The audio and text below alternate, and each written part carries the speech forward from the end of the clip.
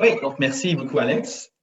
Donc, exactement, je suis étudiant en écologie à l'Université de Montréal sous la supervision de Timothée Poiseau et Dominique Gravel.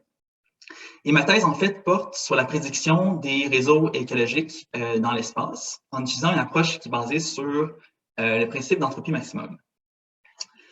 Et donc, juste pour vous mettre en contexte, un réseau écologique, en fait, c'est comment les espèces interagissent entre elles. Donc, par exemple, ça pourrait être quelle espèce mange quelle autre espèce. Donc, dans ce cas-là, on parle de réseau trophique. Et en fait, les réseaux écologiques sont vraiment importants parce qu'ils déterminent comment les écosystèmes fonctionnent et répondent aux changements. Donc, si on veut, en fait, bien savoir comment la biodiversité, par exemple, va changer avec les changements climatiques, c'est très important de savoir comment les espèces interagissent entre elles. Mais c'est vraiment difficile, en fait, de savoir exactement comment les espèces interagissent avec des données brutes parce que ça demande beaucoup de temps pour savoir quelles espèces interagissent entre elles. Donc, il y avait une approche qu'on pourrait déterminer, en fait, sur le terrain, si deux espèces interagissent entre elles, ou il y aurait une autre approche qui permettrait d'utiliser certaines données qu'on a, donc des données qui sont un peu rares, mais qui sont quand même à notre disposition, puis d'utiliser des modèles pour complémenter les données, puis prédire, en fait, quelles espèces interagissent ensemble dans l'espace. Donc, le modèle, en fait, est basé sur 4 étapes principales. Donc, en fait, pour savoir si pour prédire les réseaux dans l'espace, il faut d'abord savoir quelles espèces sont présentes à quel endroit. Pour faire ça, on utilise des techniques qui sont appelées Species Distribution Modeling. Donc, ils utilisent des points, donc des données d'occurrence de certaines espèces et des données climatiques ou des données d'utilisation du territoire qui permettent de modéliser où les espèces se situent dans l'espace.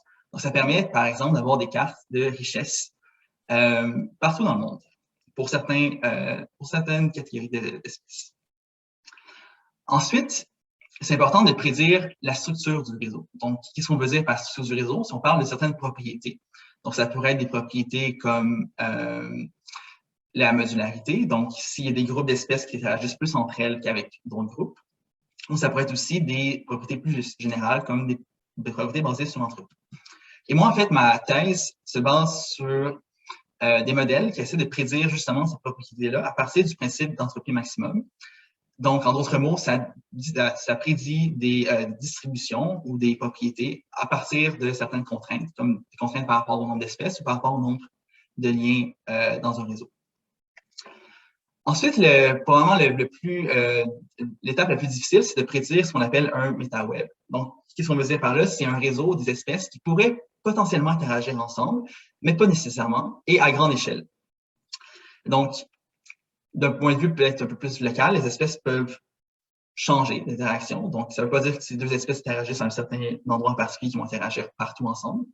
On peut penser, par exemple, si une espèce est plus abondante à un endroit particulier et moins abondante ailleurs, ces patrons d'interaction vont pouvoir changer. Puis, nous, dans notre laboratoire, on a essayé de prédire un métaweb des mammifères au Canada à partir d'un métaweb qui était vraiment bien documenté en Europe en utilisant en fait des relations phylogénétiques, donc des relations d'évolution entre les espèces. Ensuite, l'autre étape, ce serait de prédire les réseaux dans l'espace. Donc, pour faire ça, on peut utiliser le species pool, donc les occurrences des espèces qu'on a déterminées précédemment.